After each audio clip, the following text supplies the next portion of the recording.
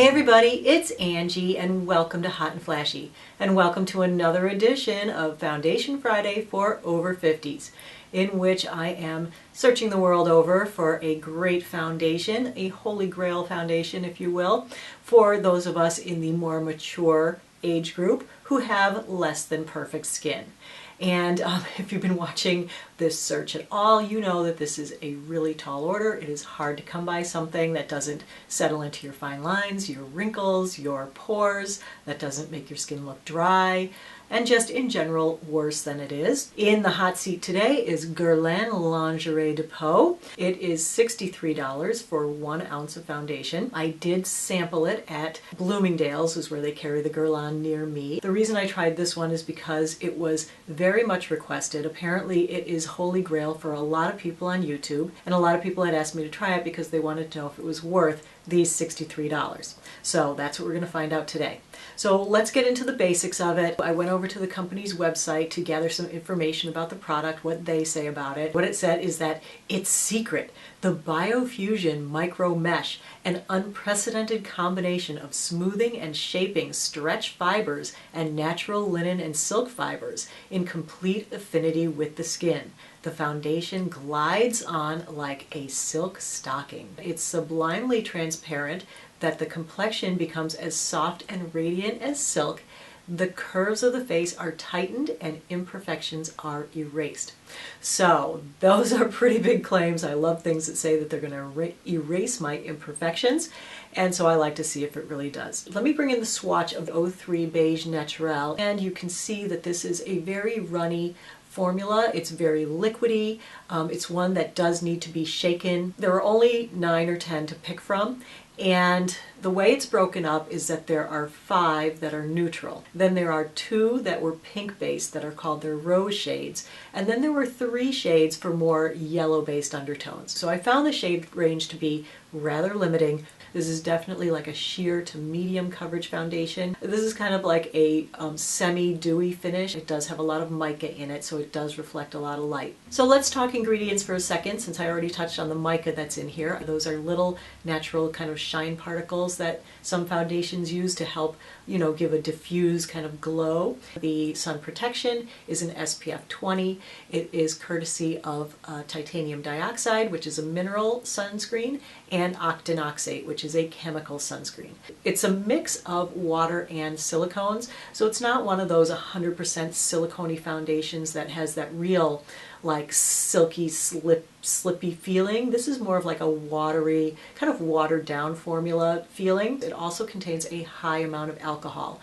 I think that the alcohol was 4th on the ingredient list. This foundation does contain a very strong fragrance. I'm assuming it's the Guerlain like signature fragrance because they did talk about it quite extensively on the page for this. I was surprised at the space they gave to the fragrance, but if you love a really heavy, flowery fragrance in your foundation, then you will love this. If you're like me and you don't want any fragrance in your foundation, you will not like it.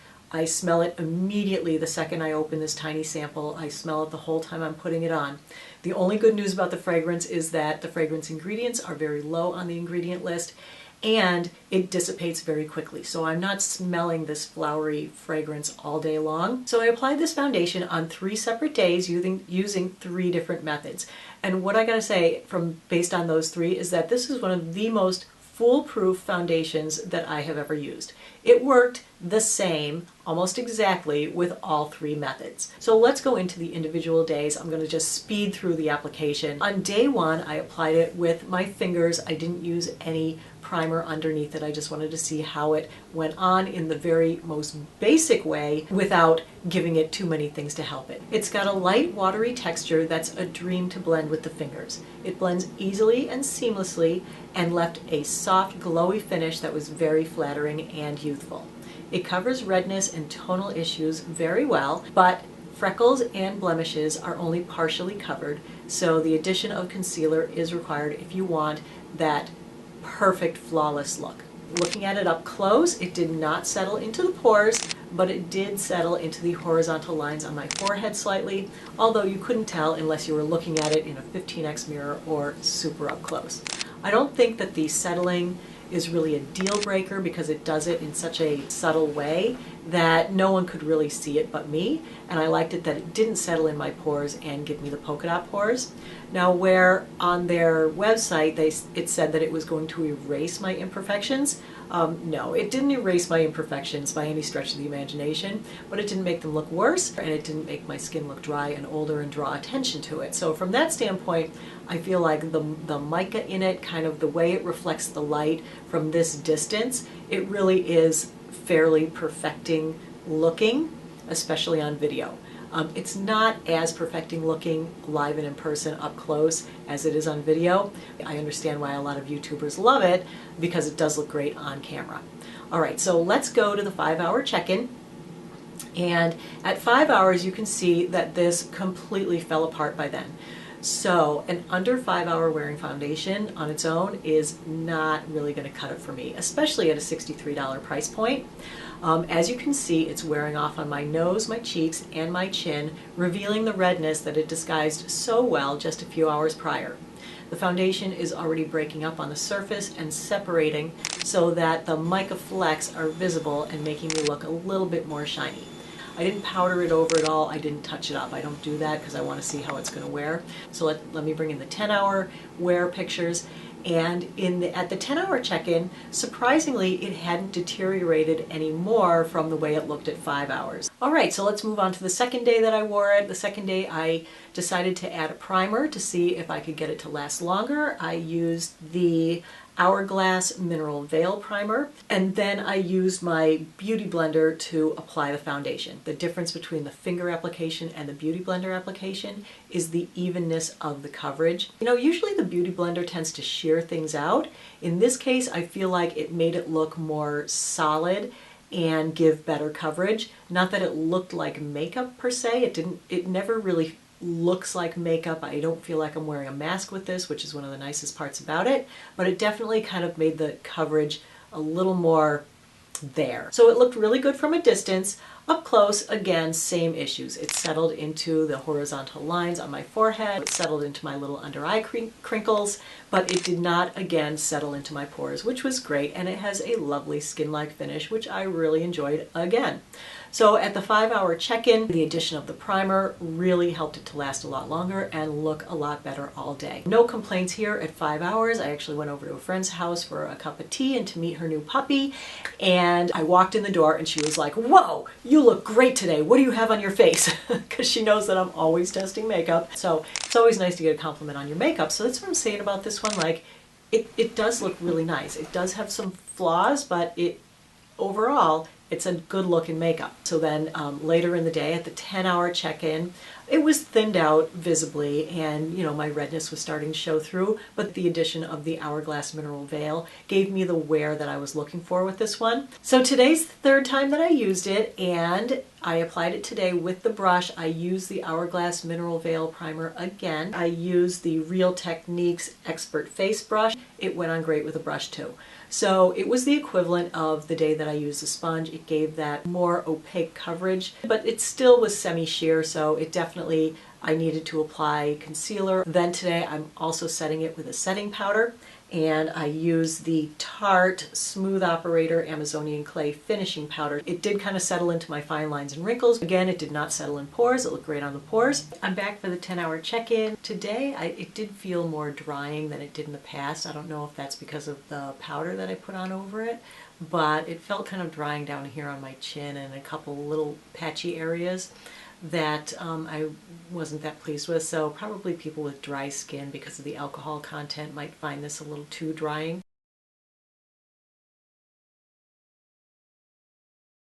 All right, so let's break it down to each of the categories that I know I like to hear about a foundation when I'm looking at reviews. The coverage is definitely sheer to medium coverage. It is buildable if you work quickly, but if you don't work quickly, it can be difficult to build and doesn't blend into itself very well.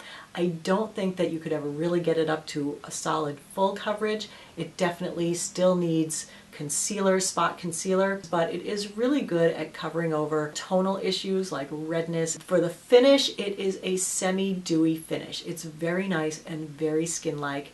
It does kind of break apart later in the day so that as the foundation wears off, it leaves those little mica flakes on your skin. Overall, I think that from a distance, the finish is lovely, very skin-like, very youthful. On the pores, it is awesome that it does not settle into pores, so I didn't end up with that white polka dot base. That is an absolute deal breaker for me. But it claimed that it was going to erase my imperfections, which it didn't do either. Over to the wrinkles, it does settle into the wrinkles, but it's not a heavy formula, so like it moves well with your skin.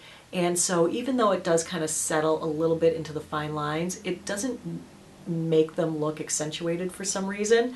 I don't like it that it settles in there. I'm not saying it's okay. This is kind of one of the deal breakers for me on this. For the wear is really bad on its own. Less than 5 hours. It's broken up, it's fading, my red is showing back through. I looked awful after 5 hours. If you add a nice primer with it, it will last for 8 to 10 hours, but this is certainly not a long wearing foundation by any stretch of the imagination. For the feel, the face feel is very light. It doesn't look or feel heavy or masky. I don't feel like I'm wearing foundation. From the hand feel, it's good. It dries down really nicely. It doesn't feel damp, which leads us into, of course, the phone test. Nice, super clean, super shiny phone glass.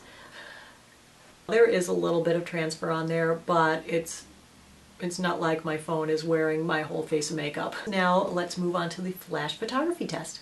Sadly for me, this one does not pass the flash photography test. I feel like I look white and washed out and I get a lot of flashback, probably from the mica in this formula, you know, those little mica flakes. While they're good at diffusing natural light or, you know, indoor light, they're not good with a flash, so it's bouncing off and it's making me look really white. So the verdict on this one, I am glad that I sampled it. I will not be buying this one, and I'll tell you why.